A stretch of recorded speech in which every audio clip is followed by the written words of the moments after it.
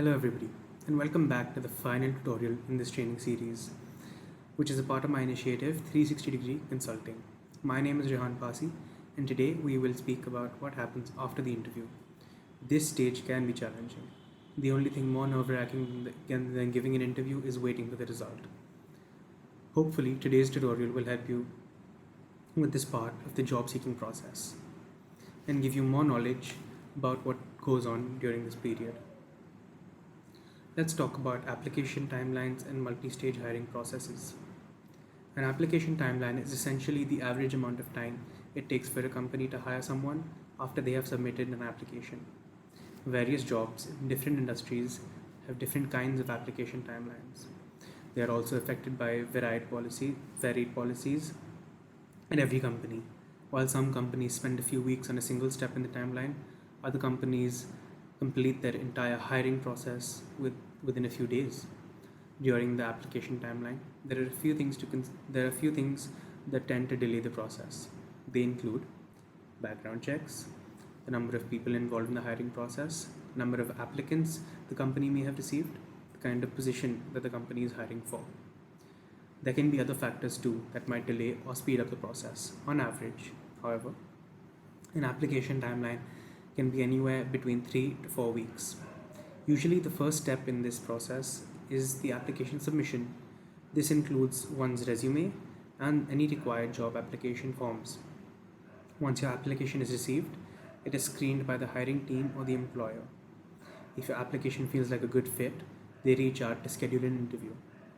The first interview may be the final stage of assessment, depending upon the standards and requirements of the company. But the timeline may also have extra steps. This is what is known as a multi-stage hiring process.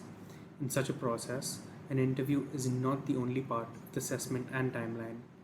Potential employer may ask you to perform and submit certain work-related tasks to check your skills or schedule more rounds of interviews with other members of the workplace. In some cases, both situations may occur. Multi-stage hiring can also involve group discussions with other potential candidates for the job. It is more important that one performs their best during these stages in order to get hired. What happens if a timeline takes too long? It can certainly happen that an application timeline begins to feel too prolonged. In fact, there can be long gaps of up to weeks where one may not receive a response from the potential employer. In such a case, it is easy to feel discouraged or hopeless, but it is especially important to keep oneself optimistic and motivated. One may send up a follow-up email after a small amount of time has passed to ask about any further decisions that may have been taken by the hiring team or any feedback that they might have for you. Most importantly, you must make sure to not fixate on a single company or get disheartened by a rejection. Always apply to multiple places to ensure a greater chance of being hired. If you do face a rejection, thank the company for their time and inquire if you can send your resume once again in case the position opens up in the future.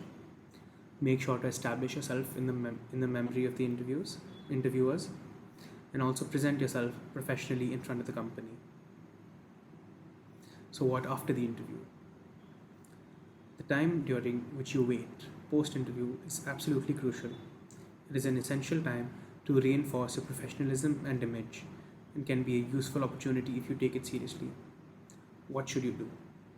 After an interview is done, send in a thank you note to the hiring manager, ask for their contact information, and inquire about the next steps of the process. If you put down a reference for your application, get in touch with them and let them know too. What can you expect? After a final interview or task in the application process, expect some delay or little extra time taken in hearing back about a decision. As we have discussed so far, there may be several reasons for there to be a delay. So it is important to not be impatient or feel discouraged. How should one prepare? In case you receive a rejection, make sure you are prepared, both mentally and professionally. Make sure to maintain good communication and thank the company and the recruiters for their time. Make sure to ask them to keep you in mind for future positions. In the event that you are hired, it is essential that you send in a thank you email along with a request for a formal contract. if the company has not sent it already. In case you have queries or dissatisfaction about the job offer, politely ask for a meeting with the employers for a discussion or ask for some time to consider the offer. In the end, the job application process, no matter how daunting it may appear, can be confronted and even won over if you retain a sense of professionalism, equip yourself, and prepare yourself for all possible situations. Remember to maintain your optimism and learn from any mistakes you may make. And with that, my friends, we come to an end of this tutorial series.